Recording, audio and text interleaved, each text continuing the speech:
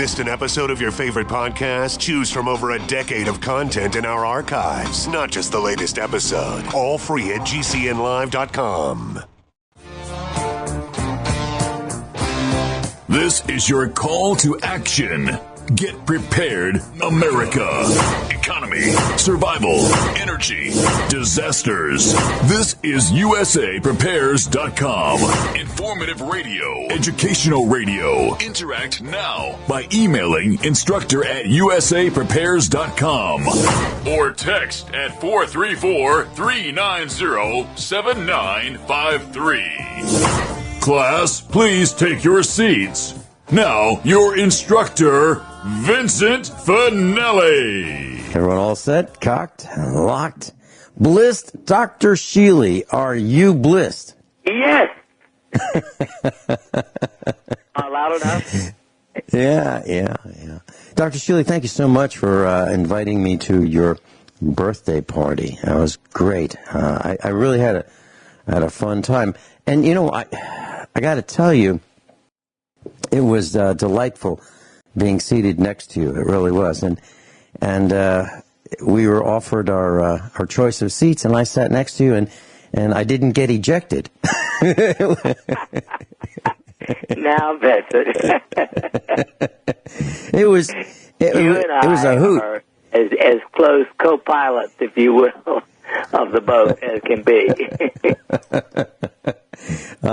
I just love being with you, Dr. Shealy. And it was such a how do you say it? It was enlightening. It was fun to be with those whom you invited. Really bright people, a psychologist and a medical intuitive. That was really neat as well. A lawyer. Yeah. Two lawyers, in fact. Daughter being one of them. Yeah. It was really fun. So thank you. 85, right, Dr. Shealy? You bet. Still feel 26. Yeah. You got a huge amount of enthusiasm and innovation. You've got a lot of innovation. And, you know, I don't know how to say this, but let me try to explain this. So I was in my vehicle, and being around you is kind of invigorating. It's very invigorating. So I was in my vehicle, and I was thinking, you know, I haven't been on the racetrack in a long time. I don't mean in the stands. I mean in the racetrack. And I was thinking, you know, I think I've got this vintage 1968 American Motors AMX that I used to race, and I still have it. And heck, you know, if I spend the winter working on it, I can probably get that thing racetrack ready. And, you know, I ought to get out there and race it. And I just kind of sprung that on Mrs. Finelli. She looked at me like, "You're serious, aren't you?" Yeah, I really am. So, you know, I guess what I'm trying to say is when you're around people who are movers and shakers, you can, it's invigorating. It brings you into that fold where you want to do new things and things that maybe you might have not done otherwise. So there's that, and I don't want to say it's peer pressure because it's not pressure, but it's peer encouragement, peer. Exactly. That's what it is. And remember, other than the basic conscientiousness, having a network of friends, it doesn't have to be huge, by the way. A network of friends is the second most important thing in health and longevity. And there you were in the core of my net. Well, that was really, really neat. And again, thank you so much. I wanted to share with you a part of a book that I've been reading. One of our instructors who has been to the Get Prepared Expo, his name is Pat Shannon, Shannan. He's going to be with us on Friday. And he wrote a book called Everything They Ever Told Me Was a Lie. Okay? I love it. Well, okay, and there's a medical reason why I'm saying this, and I'm going to read to you like a very small amount of it, maybe a paragraph, and then ask you the relationship to that, to the medical village, if you will. And so it talks about the forgotten history of money, Obama the usurper, the moon landing hoax, Abe Lincoln, and it goes on and on and on. The Oswalds, who killed Robert F. Kennedy, 9/11, the inside job. Those are some of the sections of his book. And he has an area called an eyewitness to counterfeiting. Right? And to skip to the most important part, he says, in late 1959, National Rejectors of St. Louis, Missouri, the manufacturer of 97% of the coin acceptance devices in the United States, received an unannounced visit from several agents of the U.S. Treasury Department and the St. Louis branch of the Federal Reserve Bank, flashing their badges and credentials. Let's see. It goes on to say, I have to turn the page. The company's top inventor was a brilliant New Yorker from Brooklyn by the name of Merrill Jenkins. The officers desired an interview with Mr. Jenkins regarding a subject that was normally kept under tight corporate security. What techniques, the government agents posing as anti-counterfeiters asked him, might a counterfeiter use to deceive the state-of-the-art coin acceptance machines? Believing he was helping protect the interests of the United States Treasury and the American people, Jenkins revealed over the course of the interview that the counterfeiter, who could manufacture a copper slug sandwiched between two faces of nickel, would have himself a coin costing between 1 and 2 cents, depending on its size. The mechanical acceptors would then mistakenly read the coin as being made of silver the machines were designed to receive. He said, don't worry about it, Jenkins said. He assured the officials, we're talking about a complicated process. Only a very sophisticated syndicate with unlimited resources could turn these coins turn out these coins in quantity. Now, little did he realize that he was revealing the secrets of national security to the very syndicate, the actual one with an eye on discovering the method of creating those from unlimited resources. The counterfeiter, the Treasury was pretending to guard against.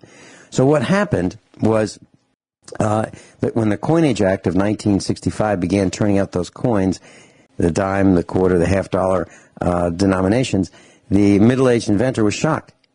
He felt that he'd been betrayed. Now, what I'm saying, according to this book, the U.S. government posed as sent people posing to try to prevent counterfeiting, but they actually wanted to know how the government could manufacture coins or tokens that would be counterfeit to deceive the machines.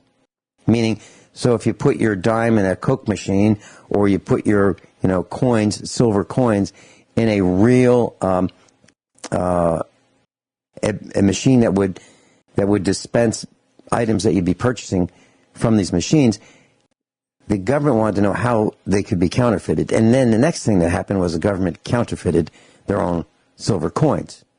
So my question relating to the medical village is, has that ever happened in medicine where government agents have said, we really want to protect against a serious disease, a disease that might come out to look like ABC, whatever it might be, and use that information to then create the disease that they were talking about that might be a pandemic? Oh, they do it every day. By supporting the pharmacomafia and vaccines. And they did it with syphilis back many, many decades ago. They did it with yellow fever many, many years ago. And really, the time when the United States lost its entire sovereignty was 1913, when Woodrow Wilson, the traitor in principle, allowed the Committee of 300 to take over the Federal Reserve.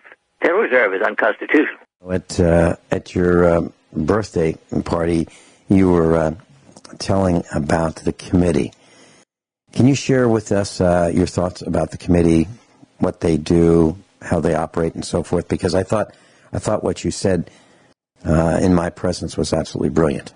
Well, the committee is the remnant, originally, of the Roman Empire oligarchy, if you will, or the people who thought they owned the world when Rome, was the world leader. When Rome fell, this desolate group of ex-monarchs began plotting, and have for 2,000 years practically, to take over again. It began in England with the East India Tea Company. The East India Tea Company took over tea trade, and they took opium to China to addict the tea growers so they could gain control of the tea industry in China. But then, in the late 1700s, the Baron Rothschild took over the Bank of England. And the Bank of England is now an independent state sitting in the center of London. It has no respect or responsibility to the government of England. It is the core of the Committee of 300 that is the most evil empire ever created on the face of the earth.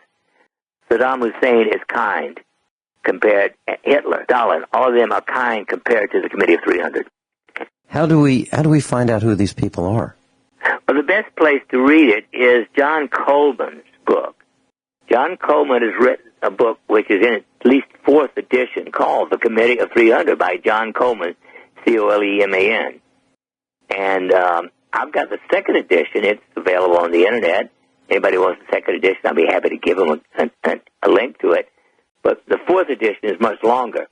And it actually lists all of the, people known at that time when it was printed, who were members of the Committee of 300. And you might be surprised at a few names on there. Well, are you able to mention some during this broadcast, or would you rather not? The most is Andrew Weil. Andrew Weil, a physician, and the only physician listed in the list. Most people know about the Tavistock Institute. They know about the Bilderbergs, that kind of thing. Those are subdivisions of the Committee of 300. Has the Committee of 300 done anything that would be positive toward humanity? No. The only thing that could do positive humanity would be to blow themselves up. Okay. Dr. Norman Shealy's with us. NormShealy.com. We'll be right back after these few short commercial announcements. Class, Dr. Norman Shealy's with us. And we're talking about the Committee of 300, and I found some really interesting information about that. And according to the pyramid of the Committee of 300 and financial control, it starts with the 300 at the top. Then the City of London Corporation is below that. Then just below that is BIS and IMF and World Bank. And then there's the group of 7, the group of 20, the group of 30. And then below that, Bank of America, Bank of China, Bank of New York Mellon, Bank Populaire, Barclays, BNP, Paribus, I don't think I'm saying that right, Citibank, Commerce Bank, Credit Agricole, Credit Suisse, Deutsche Bank, Dexia, Goldman Sachs, HSBC, by the way, this stands for Hong Kong Shanghai Bank Corporation, Ing Bank, ING, JP Morgan Chase, Lloyd's Banking Group, Mitsubishi, Morgan Stanley, the Royal Bank of Scotland, State Street, Sumitomo, UBS, Unicredit Group, and Wells Fargo, and there are a couple others in there as well. So those are names that we recognize, and Dr. Shealy, those are banks that, we think they're our friends, and they've been stealing from us for a very long time. As a matter of fact, I worked for one of those banks, a division of one of those banks which I mentioned, and I built computer systems for them, and the plan was, I thought I was making the customer's experience better. I thought I was making included on the gonads of every president in the last century. Mm-hmm. Mm-hmm. I mean, every one of them. One of the great revolutions is the book American Conspiracies written by the only libertarian in history governor of a state, Minnesota. And he says in there that every president who's been murdered, starting with Lincoln, was done because they were brooking or trying to disagree with the Committee of 300. Mm-hmm. Kennedy was murdered within a week or 10 days of announcing he was going to get rid of the Federal Reserve. Yeah, they move very quickly. Yeah. And then it also says that some of the prominent groups within this network, it says the Committee of 300 uses a network of round-table groups, think tanks, and secret societies which control the world's largest financial institutions and governments. The most prominent of these groups include Chatham House, Bilderberg Group, Trilateral Commission, Council on Foreign Relations, Club of Rome, Rand Corporation, and Freemasonry. And there are more than that. Wow. So I guess what we're looking at is what we see. The news that the mainstream news, it's all designed to lead us to think things that are not really true, lead us to believe that things are being done for our best interest, when actually they're not. And if you've dealt with a bank lately, like a credit card bank, and you get fees after fees after fees, wow, it's unbelievable.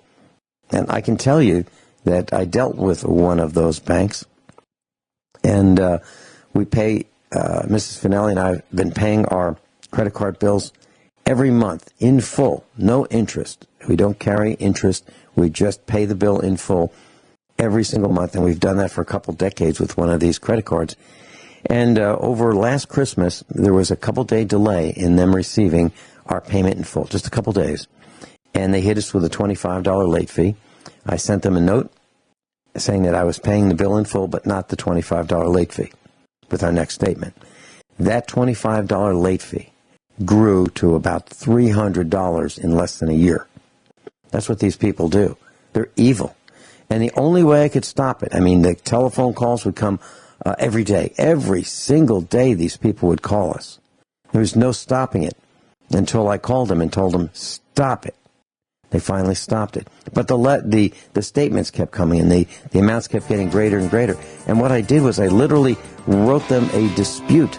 I disputed the charge. And when I disputed the charge, they finally gave up. They finally gave up and said that our balance was zero and that they've contacted the credit reporting agencies to let them know that everything's okay. And that's what it took to stop these thugs. Dr. Shealy and I'll be right back. We're going to be talking about brain injuries. That's Dr. Norman Shealy's with us, medical doctor, author of about 35 books.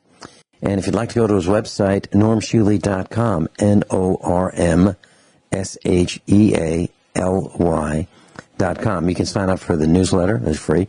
You can peruse the website and look at optimal health recommendations, the same ones that I use.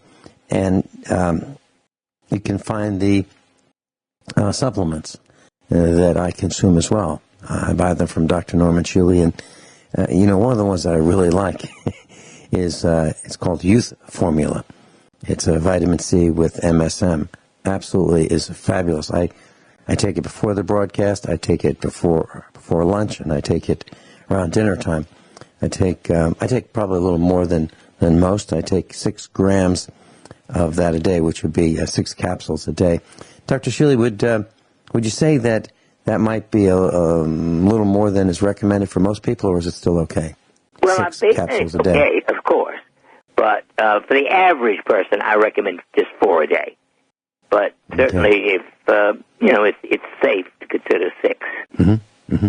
And it's quite inexpensive. It's less than $20 class. So I suggest you consider that. And I'm not saying it as someone who might be construed as marketing this. I'm not. I'm saying that I'm endorsing it. I'm saying that I take it, I consume it, and so does our family. And I feel great. I feel great when I take it. So those are my thoughts. Dr. Shealy, there's an article, dailymail.co.uk, brain abnormalities found in victims of invisible U.S. Embassy attacks in Cuba as doctors try to explain loss of vision, hearing, balance, and memory. It goes on to say, Cuban U.S. Embassy staff subjected to mysterious attacks have brain damage. It is not yet known what caused the U.S. Embassy victims' damage. Whatever it was caused damage to the brain's white matter tracts. Secretary of State Rex Tillerson says they were targeted attacks. Dr. Shealy, I guess we're talking about some kind of a weapon that you cannot see that can be directed at people and causes these problems. Are you familiar with these kinds of weapons and targeting people I know and results? I've heard, read about them existing, but I don't understand or know exactly what the technology is. Mm-hmm. Okay, so the bottom line is it appears that there is this technology that can do this and silently cause brain problems. And studies, well, here's what it says. Earlier this year, doctors found patients suffered concussions, known as mild traumatic brain injury, but were uncertain beyond that what had happened in their brains. And so that's, it goes on to say, most of the patients, let me go a little higher up in the article. Associated Press first reported in August that U.S. workers were reported sounds audible in parts of rooms, but inaudible just a few feet away. So they could hear it in one part of the room and just moving to another part, they couldn't hear it. Unlike normal sound, which disperses in all directions.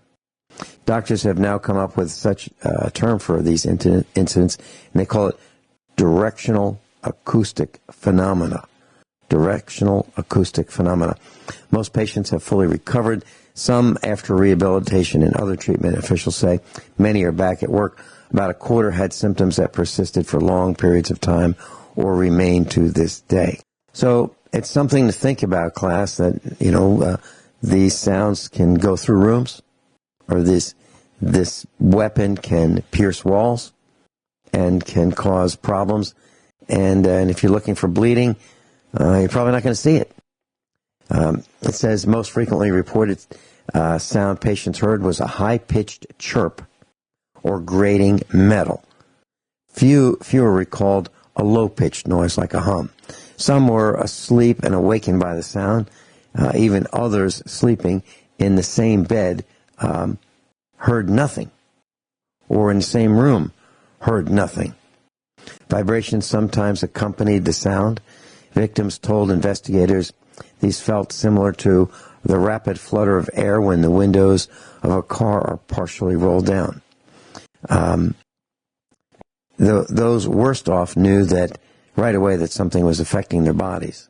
Some developed visual symptoms within 24 hours, including trouble focusing on a computer screen.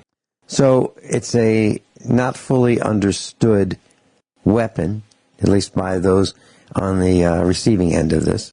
And it's worth us learning more about, I think. And it's something that we should probably be aware of, because we may experience it. And it sounds to me like if you feel this, you need to move out of where you are right then and there. The second you feel it, you need to move. Dr. Shealy, would you say that's right, or do you have other thoughts? Carry a lead shield with you. Yeah. The assaults that we are under are 360 degrees. And who dreams up these things? I mean, well, evil. I've often thought that Star Wars was truly an allegory for the Committee of 300.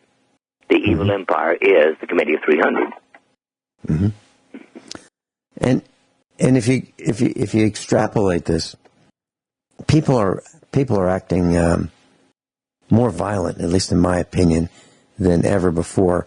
Every time I go to Springfield, inside the city of Springfield, I get cut off by at least one vehicle when I'm in Springfield. I'm not talking, I ride around Springfield for, the entire day. I'm just talking about I go in, go to where, the places I'm going and leave. And at least somebody waits till the very last second to the point where it's unsafe, and then pulls out in front of me and cuts me off. And, yesterday on my way into the clinic, one black car, first of all, cut sharply in front of me, then cut sharply in front of the next car to the other side. I mean, it went left to right until I could no longer see him. Right. That's the kind of thing I'm talking about. Wrecks.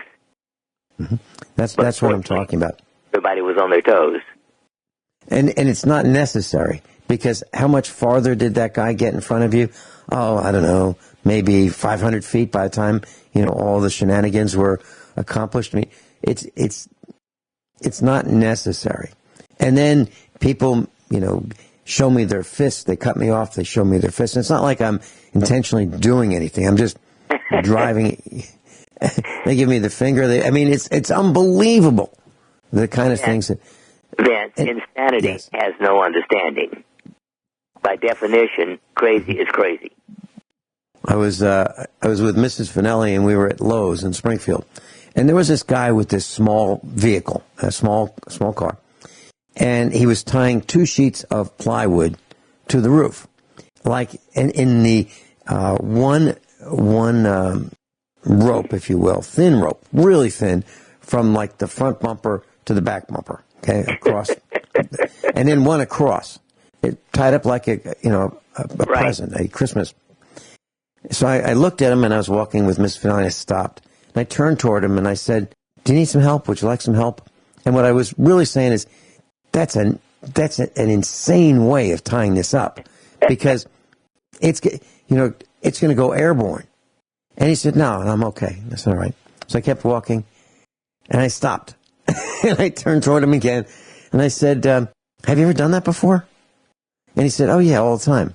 And I was thinking, the worst thing that's going to happen to him is he's going to lose 2 sheets of plywood. But that's nothing compared to that plywood landing through the windshield of the car behind him, where it goes airborne. Well, again, you cannot understand insanity. Yeah.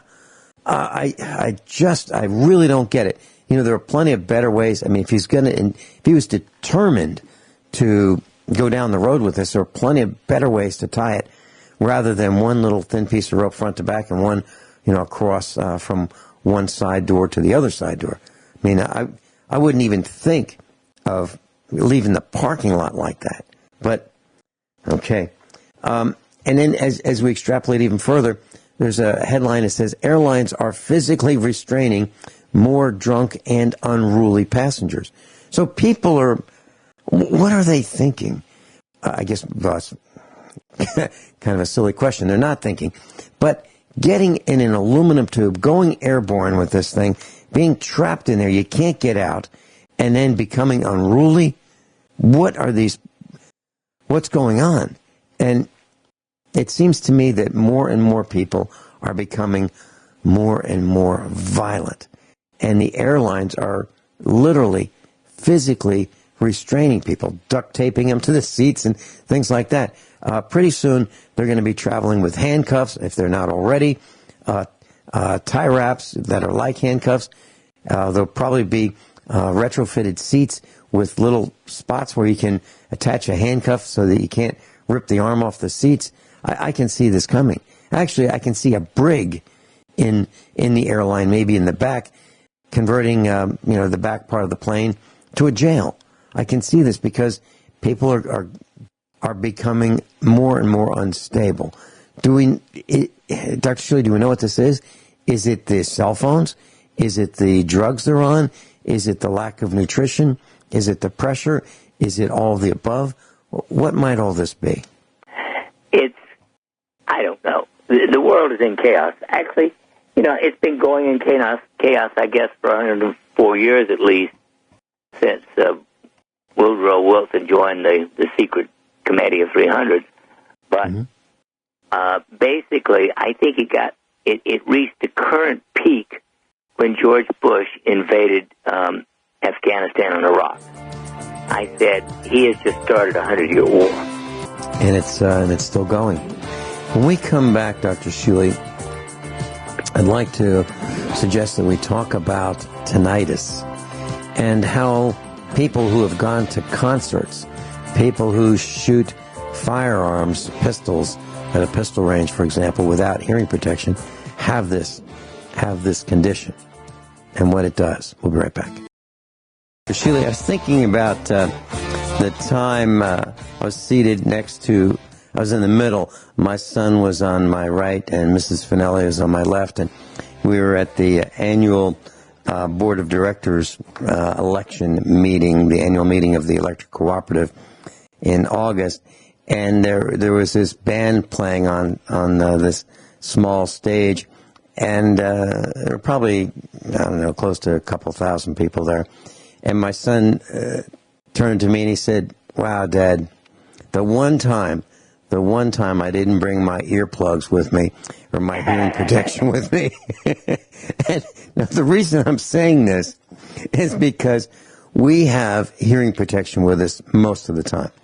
So when we go out on our farm, if we're on a tractor, or if we're going to be using a log splitter, or if we're going to be pounding in fence posts, we have these orange squeezable earplugs, and we put them in our ears to protect our hearing.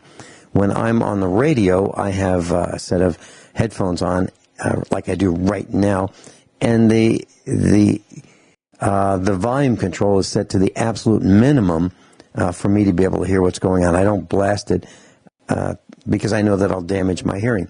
And when I talk to farmers who have been farmers all their lives, almost the single thread that goes through all of them is that they have hearing loss because they did not wear hearing protection. And then the same thing is true with people who love to shoot firearms and who go hunting, and they don't wear hearing protection. We do, and when we're plinking, in the rifle range or the pistol range, we have hearing protection.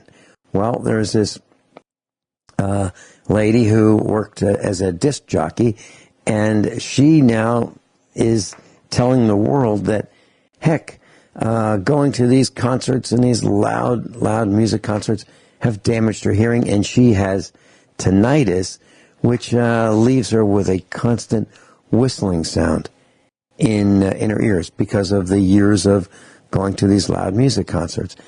Dr. Shealy, would you like to warn our broadcast class, and maybe they can warn their children about what these loud noises can do? Yes. Well, they damage the hearing. It's that simple. I mean, and this has been known since I was in medical school, and that's over 60 years ago. Exposure constantly to very loud noises damage hearing. It's that simple. I mean, it's not quite as bad as smoking because it only damages your ears, but it's still not good for you. And it's not reversible, is it? No. The hearing loss is, to my knowledge, once it's gone, it is gone. Mm-hmm. Mm-hmm. It's like you're in the casket, you can't come back in this life. Mm-hmm. Mm-hmm. And, I see things when I travel that just boggle my mind. For example, when I'm in my car or my truck, I want to hear the sounds around me. I want to hear the tractor trailers. I want to hear the cars in the next lane as they, as the engine sound and the tire sounds get closer and closer. I want to be aware of my surroundings. And hearing is one of the senses that I use to make sure I am aware of my surroundings. But I see things that I just can't believe. For example, I see college students walking down the sidewalks across the intersections with headphones on, with earbuds on, and they're listening to music, totally distracted from what's happening around them. And it seems too easy to get hurt, seriously, by crossing an intersection with your hearing impaired by listening to music. It seems senseless to me, but I see it. I even see people operating their automobiles and trucks with headphones in and earbuds in, not being able to hear the sounds around them. Well, it's almost as dangerous as texting while you're driving. I believe it is. I really do. Okay. Dr. Norman Shealy's with us, and class, if you'd like to go to his website, normshealy.com, normshealy.com, we come back, there's a story about a man who used a woodworking knife to pop a little pimple, if you will, on his lip. And he grew what looks like a crusted third lip. It was a fungal infection. We'll talk about that when we come back. You don't want to do that. Dr. Norm Shealy, normshealy.com. 23 years old, a construction worker. And he had this spot on his lower lip, and he popped it using a woodworking blade. And what happened next was he got an unsightly, rare fungal infection, which looked like he had a blistering third lip, you know, his lower lip. Then he had this fungal infection, which looked like another lip, bubbling, if you will, below his lower lip. And it was identified as blastomycosis that came from his blade, and it had been growing for 7 months when he finally was able to get doctors to figure out what it is, and they treated him for it, and I guess they fixed the problem. The question is, well, maybe the point is, maybe we shouldn't be doing things like using knives that may not be clean. How about using a knife on your lip, period? Well, I like this thing looks like a blistering red series of small bubbles. Some of them are black, some of them are bright red. It looks painful. It's unsightly. I mean, no one wants, if he sits down in a restaurant, everybody's going to move away just looking at him. Looks like he's got some disease that just is awful. It says people can get this from breathing in microscopic fungal spores from the air. It often occurs in participating in activities that disturb the soil, according to the CDC. And symptoms usually appear within 3 weeks of someone breathing in the fungal spores. They include fever, cough, night sweats, muscle aches, joint pain, and weight loss. And death. Yeah. There's another story on the internet about this woman's face who was ravaged by infection. Looked like something you would expect to see from someone who has leprosy. So I guess we need to be really careful when we disturb the soil, and heck, farmers are really at risk for this, I guess. Seems to me. What do we do, Dr. Shealy, to protect ourselves? What do you do to protect yourself? Yeah, hygiene, I guess, right? Well, yeah, you don't, I wouldn't stick a kitchen knife into my lip, let alone woodworking. What? Come on. Well, yeah, and now, some things are crazy. This one is beyond stupid. Mm-hmm. Here's the problem. Young people who carry knives use them for all kinds of things. I've seen people take a pocket knife out of their pocket. Probably 20 years ago, I saw a man take a pocket knife out of a pocket, get an apple, and just cut the apple in half and offer me half. I said, no, thanks anyway, I'm okay. No, I could have been really, really hungry and said, yeah, I really appreciate it, but I'm fine. And thanks anyway. Hygiene. I think we need to pay more attention to hygiene. I think we need to pay more attention to the tools that we use. But I just wanted to share that something which might have seemed very simple to this guy. He's 23 years old, doesn't know everything. Just pops this little thing on his lip. Boom. He looks like he's a disease carrier that no one wants to become near him or certainly get what he's got. Okay. The rate of food allergies has tripled in 10 years, according to an article I was reading. And the scientists believe that the Western diet could be the trigger. The food that the Westerners eat could be the trigger. Food allergies have seen a 377% spike in 10 years. And according to this article, the accounting for a third of all allergies, are leading experts believe are preservatives and sugars. Preservatives and sugars. What are your thoughts, Dr. Shealy? Well, I agree that sugar is poison. It is not a food. It has no good nutritional value whatsoever. They've taken away the vitamins, the minerals, the fiber. I mean, it's pure junk. But that doesn't take into account the fact that our rain has Roundup in it, not counting the fact that 100% of wheat has Roundup in it and over 50% of corn has Roundup in it, even without the rain. Roundup is the worst poison ever released onto the planet. And it's pretty hard to escape now because it's in the rain, it's in the water, it's in the food, it's pretty much everywhere. And that's brought to us by Satan's headquarters with liquid Roundup. Fill the building with Roundup. That's my opinion. And we have a senator, a U.S. senator, who is from Missouri, the state of Missouri, who is like Satan's government guy. Well, she is evil. Well, we've got Blunt, too. They're both. I wouldn't vote for either one of them, honestly. I mean, they're both bad. They are as bad as the Committee of 300. They're part of it. And who would be so ignorant as to unleash Roundup on the planet? Who would be so ignorant? Well, two people that's not ignorant. That's evil. There is a difference.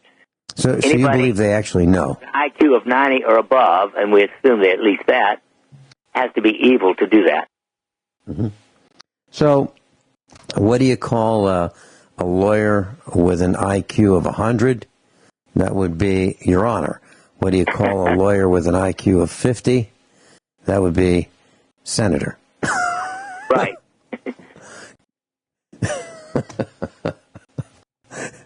Or Congressman. So according to this article, it says an allergy is a condition which the immune system reacts abnormally to a foreign substance, including food, pollen, or animals. The immune system overreacts by producing antibodies called immunoglobulin, and these antibodies travel to cells and release chemicals causing a reaction. The reaction usually causes symptoms in the nose, lungs, throat, sinuses, ears, linings of the stomach, or of the skin. Serious life-threatening allergic reactions are known as anaphylactic, which can cause the allergen to close the throat. An injection of epinephrine, a chemical that narrows blood vessels and opens airways in the lungs, is used to treat anaphylaxis, usually administered through an EpiPen. That's what the article goes on to say. So it sounds like what we're experiencing in the Western world is that we have food allergies that have tripled in 10 years, and scientists think that it is our diet that's, could be the trigger. It seems like it makes a lot of sense to me. It says that 80% of the food, 80% of the food consumed, available for consumption, is beyond junk. 80%. 45% from your fast food restaurants, that's junk by definition. And then in the grocery stores, a minimum of 60% of everything available to buy is junk. So what do we, Dr. Shealy, then let's just give the list of what do we avoid. So when we go into the supermarket, grocery store with our cart, what things would you say absolutely just keep going past? You've said in the past, McDonald's, anything called cereal. There's not a box of, those box of ready-to-eat cereals, not one of them that I would allow in my family or in my home or my mouth. Is that because of the sugar or the wheat or the corn or the GMO? Most of them have wheat in them, but most are loaded with junk sugar and other junk. I mean, they have preservatives and, just poison. Secondly, BHA, BHT. Right. And most canned goods because they often have monosodium glutamate, which makes you addicted and harms your brain. But other than that, Mrs. Lincoln, the play goes on. Now, with MSG, Dr. Shealy, that excites our taste buds and puts them into a frenzy. And so when if we go to a Chinese restaurant and we say no MSG, it will taste like home cooking. If we go to a Chinese restaurant and just order off the menu and let them do it with MSG with no discussion, because the default is MSG added to Chinese food, it tastes great. It really tastes great. We can't cook it like that at home. It just doesn't taste anywhere near as good. But what does that do to our brain? Well, it actually interferes with nerve function, and brain function being nerves, Every neuron in the brain is potentially stifled in its own job. And it is addicting because it makes you like the taste enough that you want to go back for more. I wouldn't trust a cup of coffee at McDonald's or any of its clones. But I wouldn't be surprised if they put monosodium glutamate in that. Wow. Okay. So does the damage to the neurons, is that permanent? Does MSG cause permanent brain damage? Dr. Shealy, before the broadcast started, I was talking with Patrick, our engineer, for a minute, and I mentioned to him, he said he wanted to get a cup of coffee before the broadcast started. And I asked him how he takes his coffee, and he mentioned with sugar and some cream or milk. And I said, I used to do the same thing, but since I've known you, Dr. Shealy, I don't put sugar in my coffee if I have coffee, which is not all that often anymore. But so I mentioned that the reasons why, and it's what you said about it being toxic. And during the break, I did some research. In 1969, MSG was found to cause damage to specific regions of the brain, which you mentioned, and it's a substance that has a toxic effect on nerves and the nervous system, which you mentioned, and it causes a wide range of reactions from temporary headaches to permanent brain damage. Permanent. That means you can't get it back. It's gone. I don't think I can afford to do that, Dr. Shealy. Do you have a comment for us? Let's see. Did we lose Dr. Shealy? Patrick? Are you there? Did we lose me? You hear me? Yes. Okay. So, did you hear what I said about MSG causing in 1969? It's poison. Permanent brain damage. Right. Permanent. You can't get it back. Who wants to shear off part of his or her brain? It makes no sense to me. So, MSG, it's known as monosodium glutamate. And I also think, Dr. Shealy, if I'm not mistaken, that MSG is known as a natural flavoring. Is that right, or am I mistaken? Well, according to your FDA, it is generally recognized as safe. Well, it's about as safe as anything else the FDA approves. In other words, the FDA is an evil organization, period, in a report. And all this time, many have believed that the Food and Drug Administration was out to protect people, to make sure that they didn't get toxins and poisons in their food. All it takes is $1 million here and there, and they'll approve anything. A little arsenic in your food? No problem. Just pay us off. Isn't that horrible? Now, has the Food and Drug Administration changed the definitions of what is toxic? Like, for example, you could have 100 units, for example, and that would be considered the maximum that would be, we'll call it safe. And then later on they say, well, no, 100 units, actually you can have 1,000 units of it, and it's still safe. Have they done things like that, Dr. Shealy? Of course, over and over and over and over again. The interesting thing is, Vince, that if something is toxic in large doses in a short period of time, it's toxic in small doses over a longer period of time. But the Food and Drug Administration is saying, Well, that's not true, right? They're saying you can have small doses. Right. A little hot arsenic, dogs. a little cadmium, a little lead. I don't even want to touch dry cells. Sometimes we have flashlights, and the most people call them batteries, but the dry cells in them start leaking, and then there are heavy metals involved in that. And they form this salt, if you will, that comes out the ends of the dry cells. I don't want to touch them. I just want to bag them and then bag them again and bag them again and dispose of them. That's what I want to do. And I'm concerned about even handling them. I'm concerned about handling if you put batteries or cells in a flashlight, I'm concerned about handling the final product that comes in the package from the factory, because the factory has been handling all of these heavy metals, and I believe that there's some residue on the outer surfaces, even in the final product. I'm concerned about a lot of things, Dr. Shealy. When we come back, can we talk about a root canal? I know that you were discussing that with some of those around the table at our little get-together, about a week ago or so. Root canal, what are your thoughts on it, the risks involved, and so forth? Dr. Norm Shealy, we'll be right back.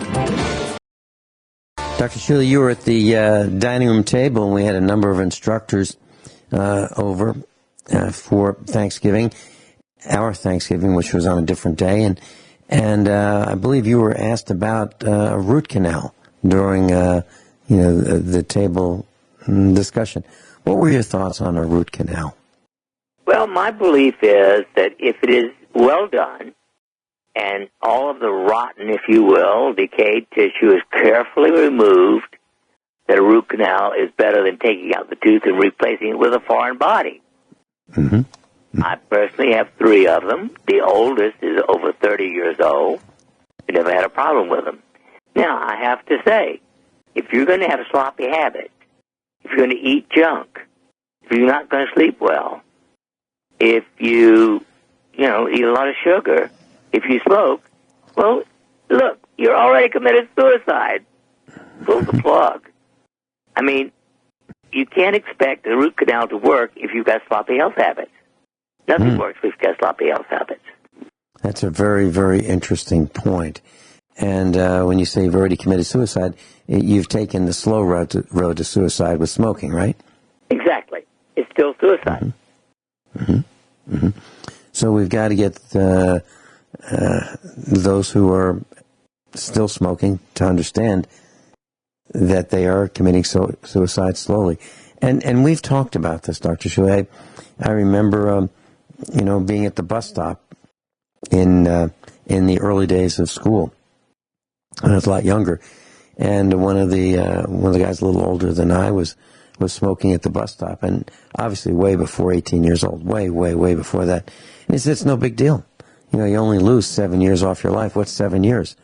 And to me, even though I was that young, I understood that it was a really poor choice to do that, because smoking is a choice. It's something that someone decides to do, and then through the large corporations and their engineering, they've turned smoking into something that's really difficult to quit the habit, the addiction. Well, look, here's another evil of your FDA, and I know it's not yours, of course, but it's not mine either. Right, it's our collective, yeah. They don't pay attention to smoking. Basically, I mean, they require some minor words, but basically smoking is one of the greatest poisons. I would say smoking is second only to Roundup in poison. And well, okay, they want to. There is this move to ban firearms. Okay, well, I would say that smoking kills a lot more people than firearms, except maybe in war. War is firearms against firearms, but other than that, in a peaceful society, generally there aren't that many deaths associated with firearms. However, there are plenty associated with smoking. And would you say that these smoking-related deaths are painful? They're uncomfortable? They're miserable? I mean, cancer, of course, that's about as bad as it gets, other than being run down by a train. And heart disease. I call heart disease the popular way to die, because it's still the number one cause of death. And it's probably the single greatest contribution of smoking is the increased risk of heart attack. And back to the root canal. That's a pretty intricate process. And what I learned about root canals is they use this drill, and it's a flexible drill, and it's a titanium nickel drill, and as it flexes, well, heck, the darn thing can break off in there, and maybe we can't get it out, and, well, we'll just leave it there. But the body doesn't really pay too much attention to it, so we kind of ignore it, and we just leave the broken bits in there. That doesn't sound like a great idea either. And then, no, well, obviously there are risks anytime you do anything. There are risks to breathing if you're in a toxic atmosphere. But the point is that if you have a tooth that is truly rotten, decayed, cannot be properly filled to be saved, then to me a root canal is considerably better than taking out the tooth and replacing it with a foreign tooth, you know? But depending on where the tooth is, if it's a molar in the back, maybe just taking it out's the way to go. Well, yes, that's true. But if it's placed where you need it to balance your jaws, so to speak, it's worth having. Okay. And I understand what they do is they drill it, they remove the pulp, and then they put in a chemical that kills the decayed, kills any bacteria that's in there. And then after the bacteria is killed so that the decay does not continue, then a permanent crown is placed on there. But there are risks with the bacteria continuing, and then the tooth may have to be removed anyway. It's a real messy situation being faced with a root canal. I'm sorry? It's really a messy situation being faced with a root canal because there are risks associated with the root canal procedure. The risk that the procedure may not fully work. There are risks that the decay may continue, and you may have to have the tooth pulled anyway. Well, I don't know what the failure rate is, and I'm not sure. About 5%. Okay, well, that means that 95% of the time you did well. And what's the failure rate when you put in an artificial tooth? That I don't know. I don't think I'd want one of those. Well, I don't want that either. That's why I have 3 root canals. Yeah. In Hawaii, on December 1st, there's an article in Hawaii that says the Honolulu Police Department has sent a series of letters to local medical marijuana patients that directly orders them to surrender their firearms or presumably face state-sanctioned violence to remove them. Wow. So I guess the word to the wise is that if you're going to sign up for some kind of a government thing, there may be ramifications later on. So what the headline reads, surrender your firearms. Hawaii police plan to confiscate guns from all medical marijuana users. Now, that may have been rescinded, but at least on December 1st, that was something that transpired. And it says, although federal law prohibits all cannabis consumers from purchasing firearms, this is the first time that local law enforcement agency has proactively sought to confiscate weapons from state-registered medical marijuana patients. Dr. Shealy, what are your thoughts on medical marijuana? Well, I'm interested. And now, if I were dying of cancer, maybe I would consider it, but for any other purpose, I think it damages your brain. It gives a frontal lobotomy, and maybe having a frontal lobotomy if you're dying is not bad. But personally, I've known too many potheads who got that way by smoking pot. And so I don't approve of it. So what have you seen in your firsthand experience with patients or people? Oh, your affect, your intelligence, your drive to live and to be productive, et cetera, et cetera, et cetera. And it seems to damage the frontal lobes more than anything. And so I think the whole movement towards legalizing marijuana is as bad as that of legalizing tobacco. Okay. So for those who think that it may make them smarter, the answer is no, it does not? Never. Okay. All right. And what about the risks of the tars and so forth that come with the smoking of the marijuana? Is that as bad as that of cigarettes? Yeah. I mean, it's bad for your lungs, it's bad for your nose, it's bad for your sinuses, bad for your immune system, By the way, I found the failure rate of implants is 8% in the upper jaw and 5% in the lower jaw. Okay. So that's, statistically, it's worse than the plain 5% for the root canal. Yes. If you average 8 and 5%. Yeah. Yeah. Okay. And that does make sense to me because it's still not a foreign body in your body. If you have a root canal, you still have your original tooth. Exactly. And theoretically, the foreign material is more or less confined inside the enamel of your teeth. Yes. Okay. Scalar energy. Dr. Shealy, do you have an update for us on scalar energy? And I'd love to hear what you have to say. And then I've got a comment.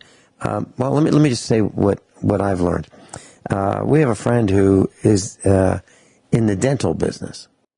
And this dentist purchased one of your scalar energy devices, which is known as the Sapphire Enhanced Adrenomedullin. And the reason, one of the many reasons that this dentist purchased it was for the use in the dental office where the drilling and filling occurs. I thought that was quite fascinating. What are your thoughts on that, using it to calm the patients who have extreme anxiety about... Yes, it does decrease anxiety. No question about it. It decreases the whole, anxiety and depression that people have for whatever reason. It decreases inflammation. It decreases free radical production. So it has many benefits. By the way, Vess, I don't know yet, but I've been using it just at home, in the bedroom for a month. Dr. Shealy's with us, normshealy.com, normshealy.com. We're talking about scalar energy. Dr. Shealy, you mentioned something about haircut? Well, yes. I honestly, as I looked at my hair before and since I got the haircut, all except the very top center of my head, my hair has lost most of its graying. I've gotten color back in my hair. I mean, I don't know if it's going to be continuing, but it's a noticeable change. My hair barber noticed it yesterday. Well, I sat next to you at your birthday party, and I noticed it too. And during the break, I knew this is where the discussion was going to lead. So I ran out of the studio, and I went to a mirror, turned on the lights really bright, and I noticed that my hair is darker on the sides as well. And I've been sleeping with this scalar energy device, the Adrenomedullin Sapphire Enhanced device that you and Lou Cassidy designed and built. And I've been sleeping with it right next to me as well. And I've noticed that, most people might be more interested in that than in than health and longevity. I mean, here's what I did. It's going to take me a year to figure this out, but I believe that it's going to regenerate our telomeres.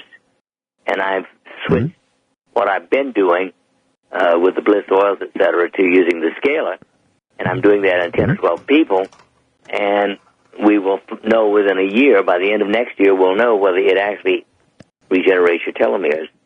But, hey, if it just lightens your hair, that suggests some kind of benefit is happening. You mean if it darkens your hair? Yeah. I'm sorry. Yeah. If it restores the color right. Yeah, and what I did was I looked at the sides. I turned my head from side to side. I looked in this large mirror, and I thought, let me get out another mirror and look in the second mirror toward the first mirror, so I could see more of the sides and the back of my head, and I see the same thing that you're talking about. So is it scientific? I don't know. It's only been a little over a month for me, but I can tell you this: that Mrs. Finelli sleeps way more soundly in the presence of the Sapphire Enhanced Adrenomedullin device. And so there really is something to this. And coughing, the lung problem that I had, the respiratory problem, it's still going away. I have not coughed in the latest development 12 hours. Not once. That now to me to me, that's a record. I mean, literally, that's a record. From coughing every couple of seconds, literally, nonstop, to 12 hours not coughing is quite amazing. So I'm convinced there is something to this. And can we move on to here's something we haven't really talked about very much. Sapphire pouches, the crushed sapphire pouch that you wear around your neck that you've developed. Yours is brown leather. Mine is black leather. Ed in Florida wears one, and other instructors wear them. What is there about the crushed sapphire that you have found? I wear mine mine's under my shirt so you don't see it. Right. Yours is visible. Well, I was told by my guide many years ago that if you put crushed sapphire over the heart, it would bypass the need for bypass surgery, and that's why I do it. I don't have a good study adequate yet because Ozark Community Hospital, the day I announced the study, raised the price from $50 to $175. Wow. For the test. You would think, do you think that they would be interested in this working, or do you think they'd be interested in it not working so that they could perform more operations? Money from the test. They don't care about results. Okay. I mean, they're a hospital. Okay. Yeah. Class, if you'd like to learn more about it, just go type in Norm Shealy, Sapphire, and you'll find it on the website. Or just go to normshealy.com.